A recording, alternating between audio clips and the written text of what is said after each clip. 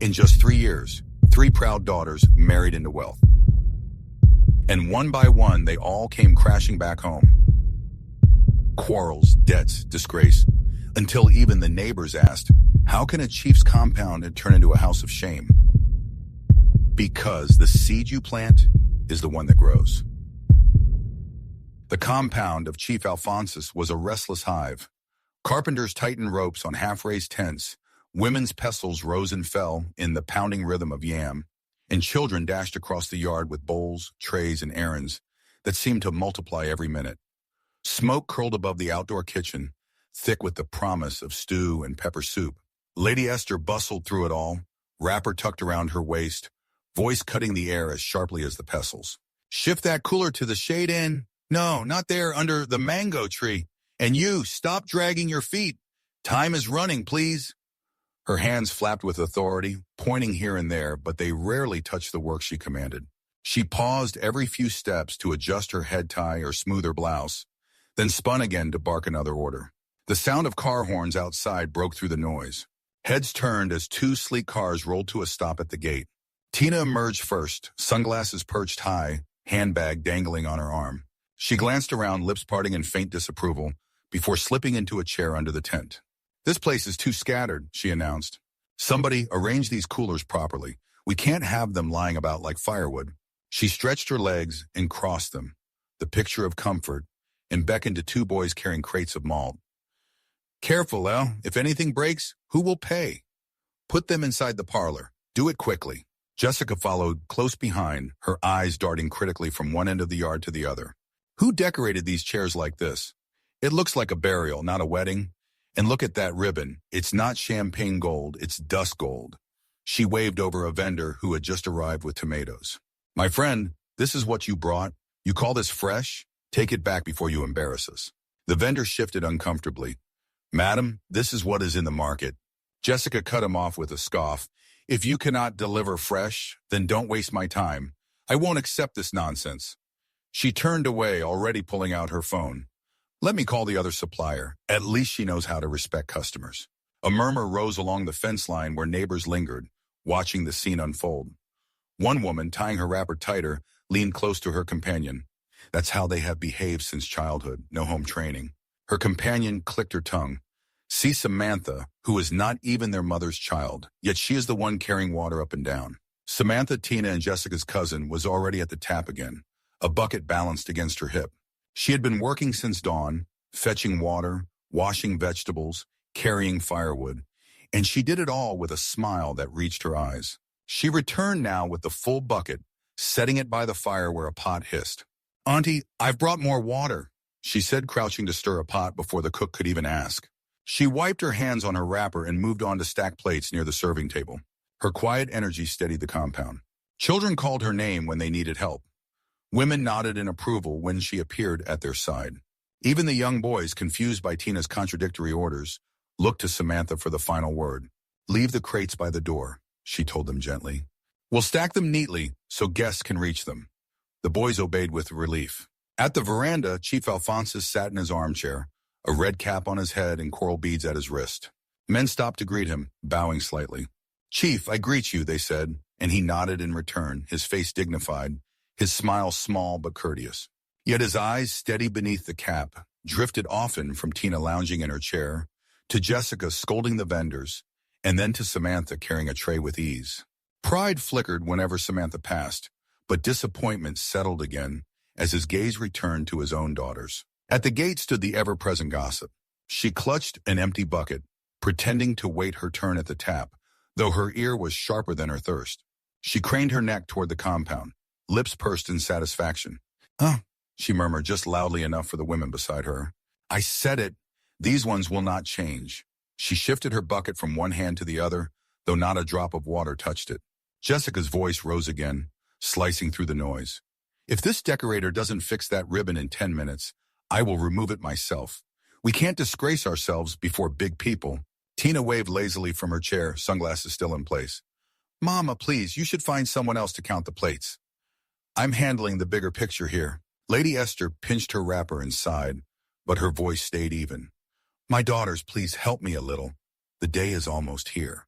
But the daughters only exchanged glances, their attention already drifting elsewhere.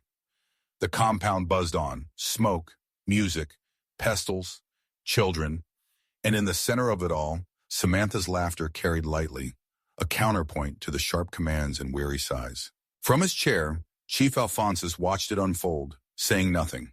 And by the gate, the gossip neighbor settled her bucket more firmly on the ground, as if she might be there till nightfall. "Today will be interesting," she whispered, smiling wide. From the edge of the compound, where the neighbors clustered with wrappers tied and buckets leaning by their sides, old memories bubbled into the talk as easily as smoke into air. One woman shook her head slowly. "You see Tina sitting there like a madam? From childhood, she never lifted a finger. If you asked her to sweep, she would say her hand was paining her." Another laughed softly, the kind of laugh that carried pity more than joy. "It's true, Jessica was no better. She would sit down with a book in her hand, pretending to read while other children fetched water.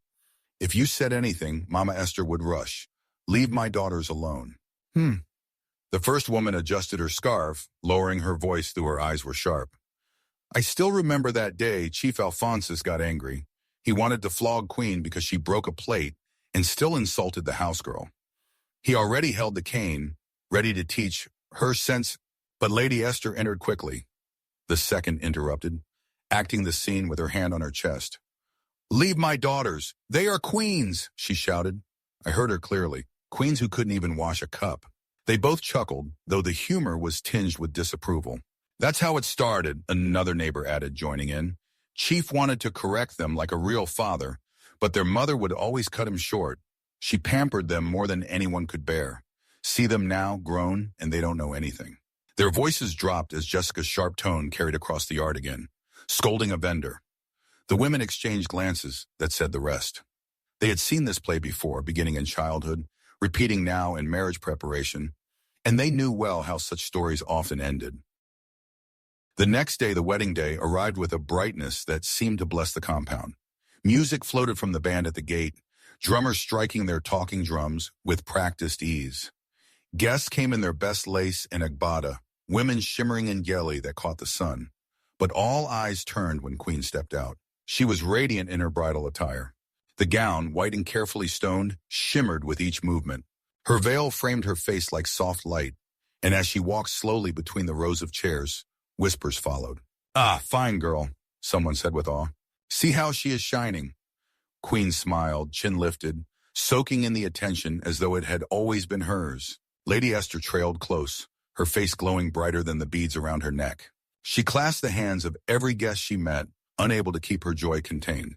"My last-born is marrying into a big family," she declared again and again, the words rolling like music from her lips. She repeated them to old friends, to distant cousins, even to the band boys tuning their instruments. "Do you hear me? A big family." The guests nodded, humored and pleased by her excitement. They turned their respect, however, toward Chief Alphonsus. Under the canopy set aside for elders, he sat tall in embroidered attire, red cap firm on his head, coral beads resting on his wrist. Men bowed slightly as they passed.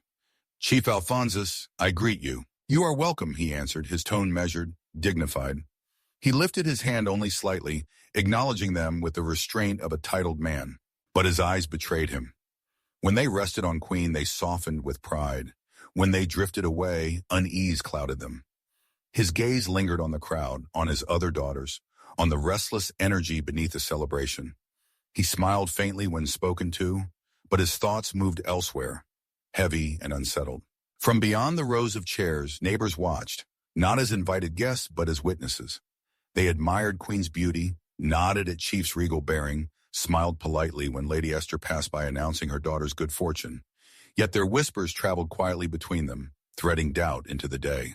"Beautiful today," one said, eyes narrowing. "Tomorrow," another replied, lips curling in a half smile. "That is when the real story will start." The first woman adjusted the child on her hip, her gaze still fixed on Queen gliding in her gown. "I said it before, beauty does not last if the foundation is weak." They chuckled softly, careful not to be heard.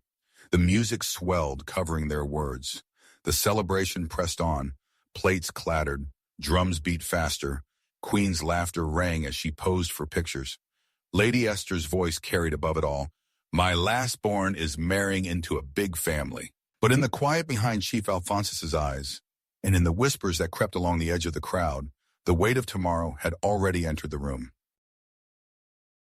At first, Tina's new home carried the promise of ease. Her husband, Uche, was a steady man with a respectable job in the city. He provided comfortably, filling their apartment with polished furniture, a stock kitchen, and the quiet confidence of security. For the first few weeks, the marriage looked like something to admire. Friends visited, saw the orderliness, and nodded. "Tina, you are lucky," they said, and she smiled, soaking in the praise. But soon the cracks began to show. It started with clothes, silk blouses, high-heeled shoes, imported bags. "I cannot be repeating outfits," Tina told Uche one evening, dropping another set of shopping bags on the couch. "People will say I'm suffering." Uche frowned slightly, pulling off his tie. "Tina, we just bought things last week. Do you really need more?" "Need?" she scoffed. "It is not about need. It is about standard. I cannot look like a village girl in front of your colleagues." The spending grew, and soon parties followed. Their sitting room turned into a lounge of music and laughter, weekends swallowed by the thump of speakers and the clink of wine glasses. Tina invited friends from school, colleagues, even acquaintances who barely knew her name. "I want our house to be the happening place," she boasted. Uche's patience thinned as the bills piled. "Tina, this is getting out of hand," he said one Saturday morning. Scanning the figures on his phone, "The credit card is almost maxed out. We cannot keep borrowing for parties." Tina's face hardened. "So now you want me to cut down? You want me to look like those women who tie wrapper morning till night? I'm saying we should live within our means." Her response was a glare, then silence. By evening, she was in her mother's compound, tears already primed. "Mama, can you imagine?" Tina cried, dropping into a chair as Lady Esther hurried over. "He says I should cut down. Me, his wife. Is that how marriage is?" Lady Esther's hands flew up. "Ah, what nonsense. How can he speak like that? A man that cannot provide has no right to talk. My daughter cannot suffer. God forbid." Tina sniffed, satisfied with the chorus she expected. "I told him, men are meant to provide. If I dress well, it is his pride, not his problem." "You are right," Lady Esther said firmly, patting her hand. "What is money for, if not to take care of the home and your comfort? Go back and stand your ground. He must know you are not a beggar."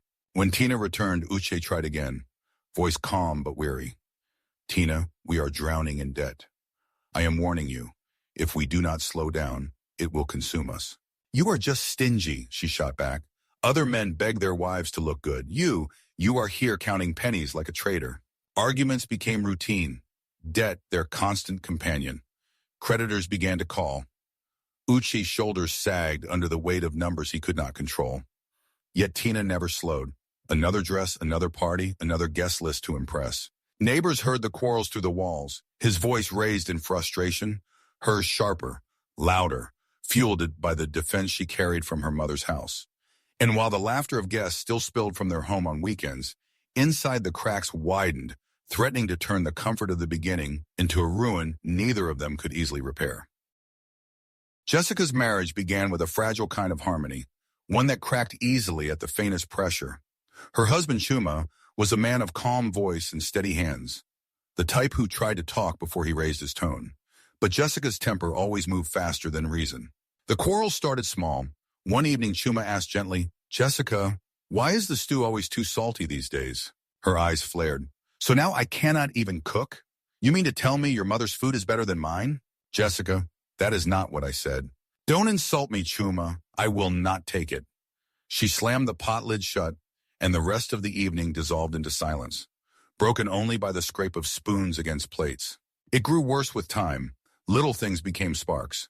If Chuma came home late, she accused him of carelessness.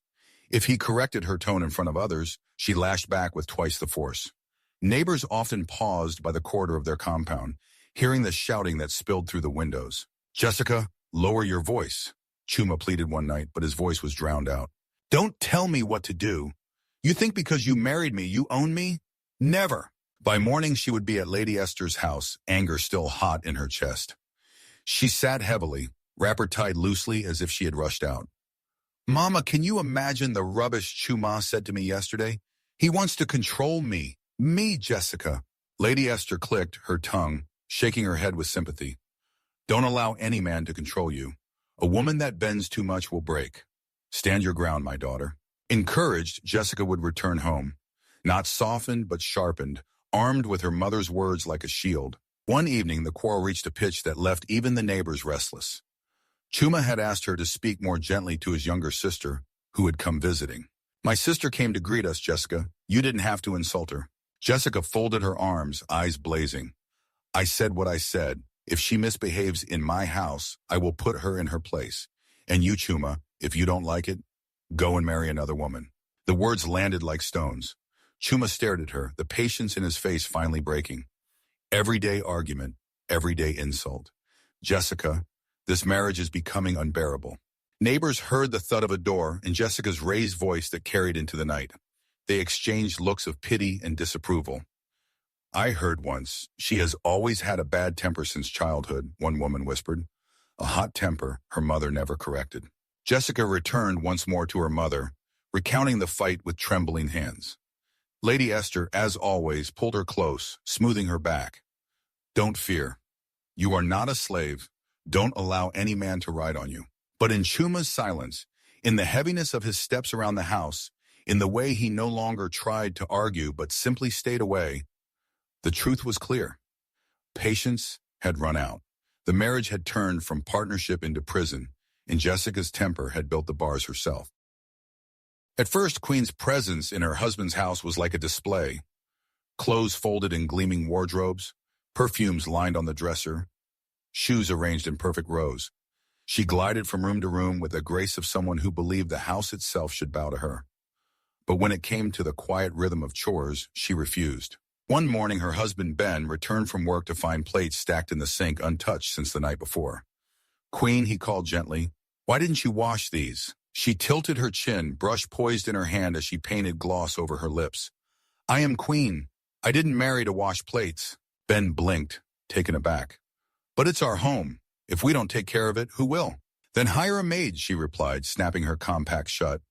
That is why men work, to provide. She stood, adjusted her wig, and turned to her phone without waiting for his response. Her in-laws noticed quickly. Whenever they visited, Queen was always seated before a mirror or posing for pictures with her phone. From morning till night, she is painting her face, one aunt murmured. No food ready, no hand for work. Ben tried to defend her at first.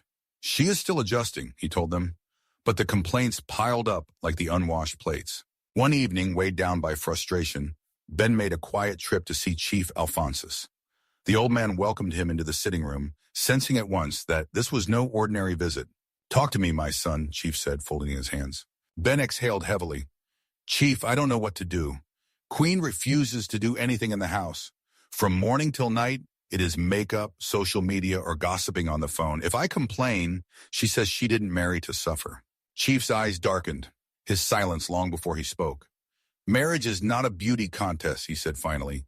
It needs discipline and humility. If a woman cannot bend, she will break her own home. Talk to her, correct her firmly, and do not let laziness destroy your peace. Ben bowed his head. Yes, sir, I hear you. He returned home with resolve, but Queen was already stretched across the bed, ring light glowing, phone camera raised. Smile, baby, she said, turning briefly toward him. Let's do a video for Instagram. I just came from your father's house, Ben said quietly. He told me marriage is not a beauty contest. It needs humility. Queen, you must change. She scoffed, lowering the phone. So now you carry complaints to my father? Ben, don't try me. I am Queen. If you wanted a maid, you should have married one. His jaw tightened, but he said nothing more. He retreated to the sitting room, the weight of Chief's words pressing against the heavier weight of his wife's arrogance. In the weeks that followed, nothing shifted. Queen's days still circled around her mirror and her phone while resentment settled into the walls of the house. Ben's patience thinned, his smile shortened, but Queen's voice remained loud, declaring her status as if it could sweep dishes, cook meals, or mend what her pride was slowly breaking.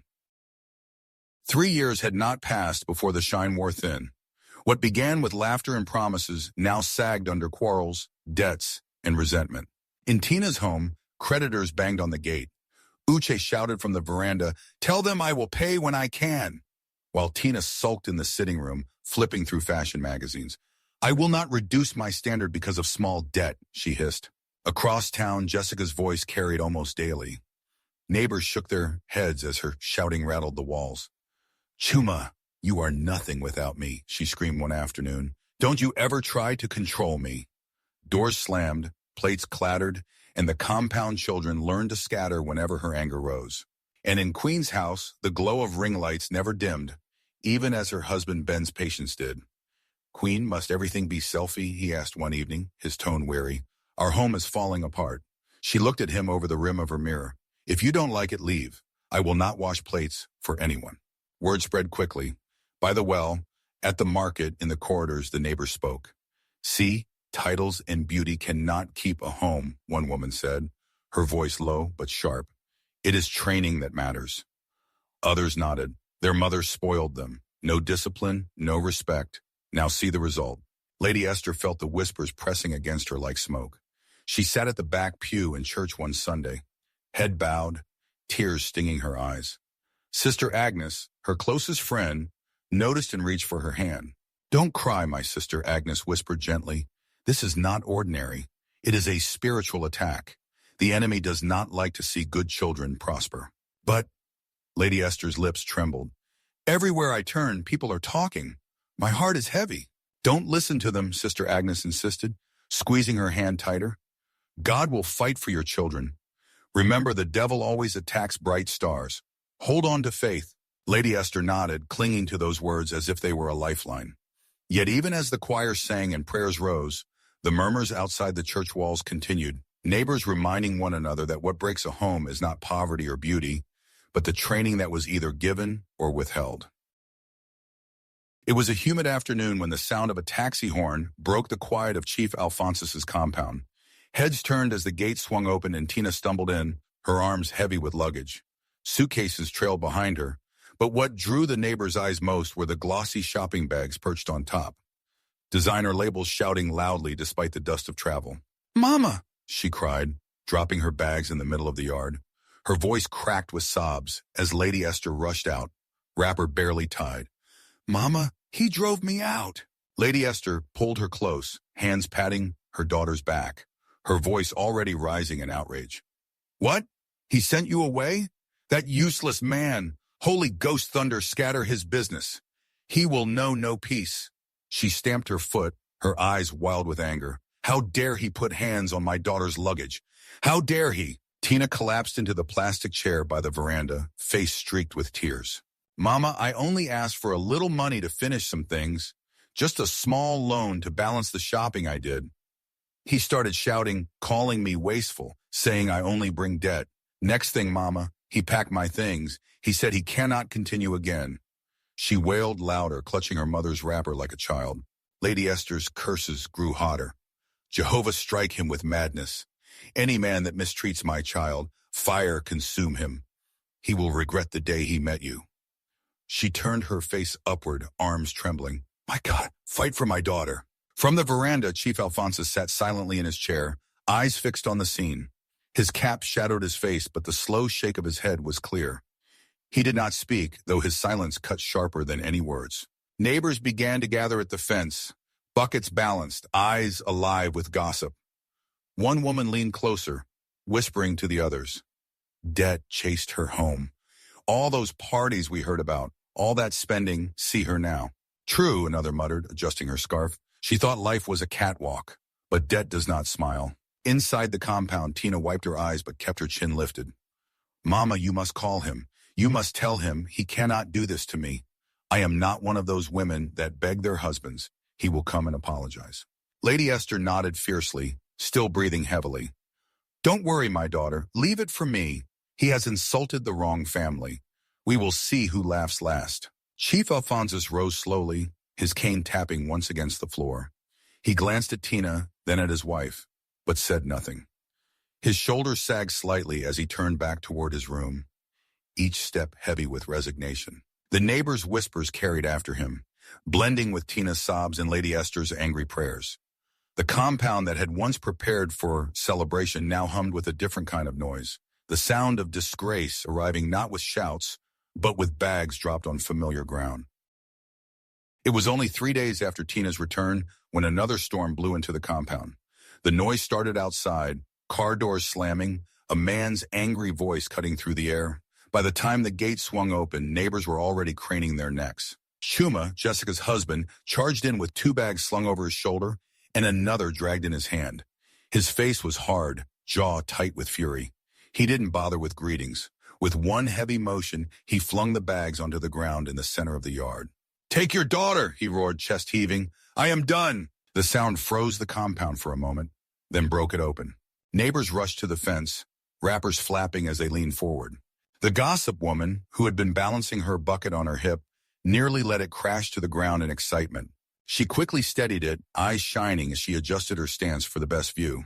"It has happened," she whispered, unable to hide her delight. Jessica stumbled in behind him, face streaked with tears, wrapper loose on her shoulders. "Chuma, wait, don't disgrace me like this," she pleaded. Chuma spun on her, voice louder. "Disgrace? You have been disgracing me for years with your shouting, your insults. Today, everybody will see what I have been enduring. I am free." Jessica dropped to her knees, sobbing. "Mama, Mama, help me!" Lady Esther flew out from the kitchen, eyes widening at the sight of the bags. She clutched her chest, then dropped to her knees in the compound, hands lifted toward the sky. Her voice rang like a bell. "Every enemy of my children, back to sender. Whoever does not want my daughters to stay in marriage, fire consume them. Back to sender." Jessica buried her face in her palms, wailing, while Chuma turned without another word, marching out of the gate. The slam echoed long after he was gone. "Ah," the gossip woman exclaimed at the fence, nearly bouncing on her heels. "This gist is sweet." He dumped her like old cloth. Others hushed her, though their eyes stayed glued to the compound. Tina emerged from the veranda, arms folded, eyes sharp. She gave a small, mocking laugh.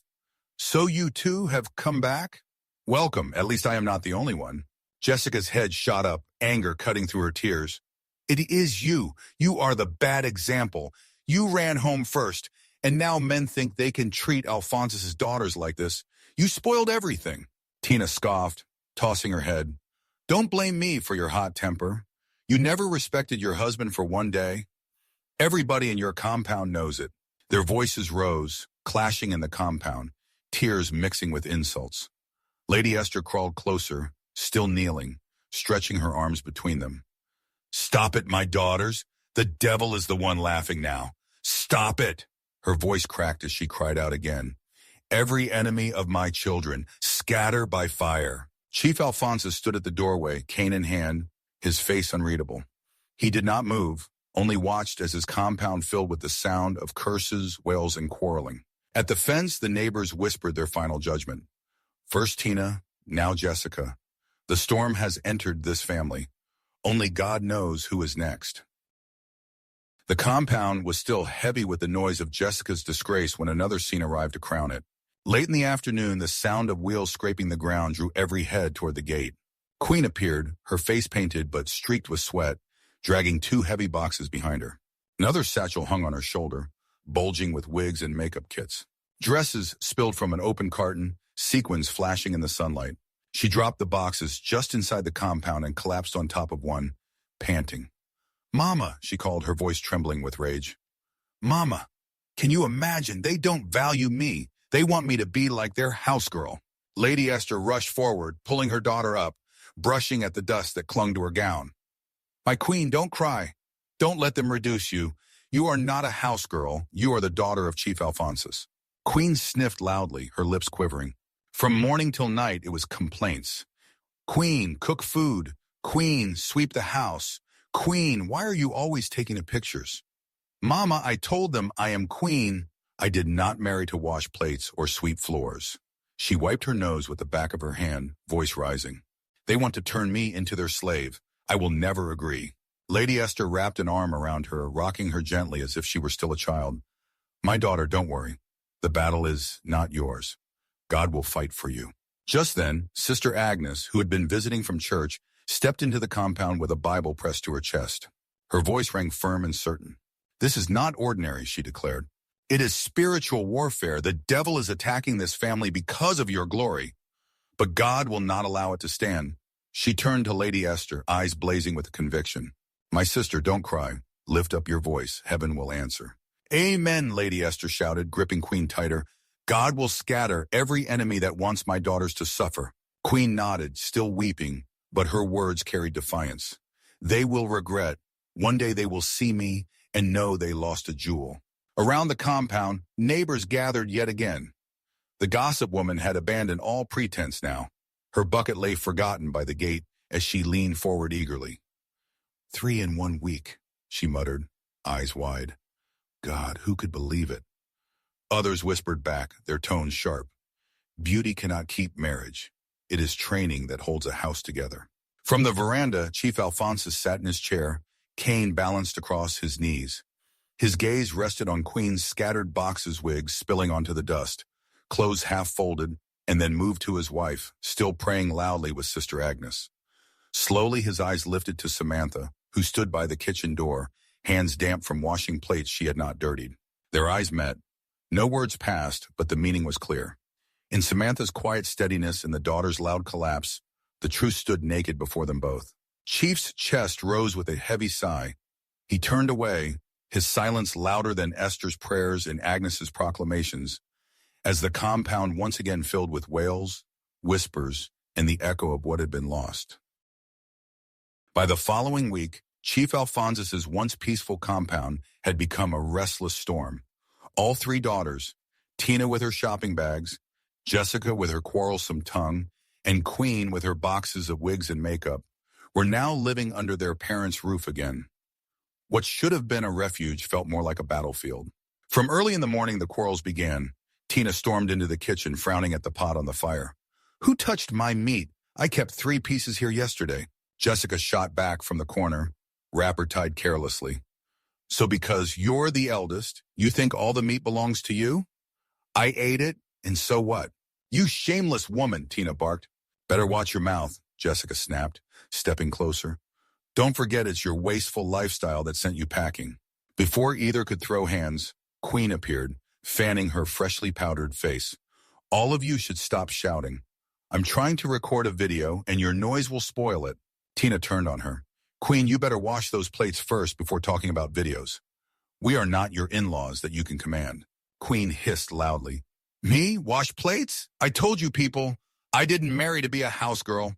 I will not start now. The noise carried into the street, and neighbors gathered shamelessly by the fence, watching the spectacle. One man chuckled, adjusting his cap. So, Chief Alphonsus's compound has turned into a rehabilitation center? It's true, a woman added, eyes shining. 3 beautiful daughters. But see them now, back home with nothing but trouble, Elle. If training is absent, beauty cannot save a marriage. The gossip woman, bucket firmly under her arm, nodded vigorously. God forbid. See how they are disgracing their father. But this Samantha. Her eyes shifted toward the kitchen. She has more sense than the 3 of them put together. Indeed, Samantha moved quietly in the background, carrying water to the firewood stove, stirring a pot, and wiping the kitchen counter without complaint. When quarrels broke out, she slipped in to separate the bowls before they shattered, or fetched an extra plate so no one could accuse the other of hoarding. She spoke little, but her steady hands kept the house from sinking entirely into chaos. Neighbors noticed. Imagine, one said, voice low but firm, this girl who is not even their child. She runs this house better than the owners. She has no pride, no noise, yet she holds everything together. From his chair on the veranda, Chief Alphonsus heard the words and closed his eyes briefly, his cane resting across his knees. Inside the compound, the daughters shouted. Outside, the neighbors mocked. But it was Samantha's quiet footsteps, steady and sure, that carried the only kind of dignity left in his house. The compound was restless with quarrels and murmurs when Chief Alphonsus rose slowly from his chair. His cane tapped once against the cement floor, drawing all eyes to him. For days he had sat in silence, watching disgrace unfold, but now his voice carried across the yard with the weight of finality. Enough, he said, steady and low. The daughters froze, their arguments hanging in the air. Lady Esther turned toward him, her lips still moving with muttered prayers. He fixed his gaze on her. Stir, you remember, when I tried to train them, when I lifted the cane to correct, what did you say? You shouted me down. Leave my daughters, they are queens. Those were your words. His voice hardened. You pampered instead of corrected. Now see the fruit. Lady Esther's mouth opened, but no sound came. Her hands trembled against her wrapper. Chief Alphonsus raised his cane, gesturing towards Samantha, who stood quietly near the kitchen, a basin of water balanced in her hands. "This one," he said, his tone softening, "is not even your child, yet she carries herself with dignity. She works with humility. She respects herself and others. That is training. That is what lasts." A heavy silence fell over the compound. Tina lowered her head, Jessica shifted uneasily, and Queen's defiant lips pressed into a thin line. Chief Alphonsus leaned on his cane, his face solemn. "A good name is greater than riches. Beauty and title mean nothing without discipline. Let this house remember it." No one dared answer. His truth filled the air, leaving silence as its only witness. Later that evening, Lady Esther sat on a low bench near the veranda, her shoulders slumped, eyes fixed on the ground. Beside her, 3 empty cooking pots lay stacked, their hollow clang a reminder of meals never cooked, homes never sustained, families broken too soon. She reached out once, touched the rim of the top pot, then withdrew her hand as though even the metal accused her. From the kitchen, Samantha stepped out quietly, balancing a tray.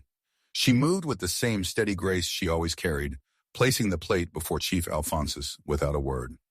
He lifted his cane slightly in acknowledgement, then began to eat, each motion calm, dignified, unhurried. When the silence had ripened, he muttered under his breath, voice heavy with meaning, "It is the seed you plant that grows." Lady Esther's eyes filled, but she did not reply. There was no need because those words are the truth. Thank you for watching. Please subscribe to our channel for more interesting stories.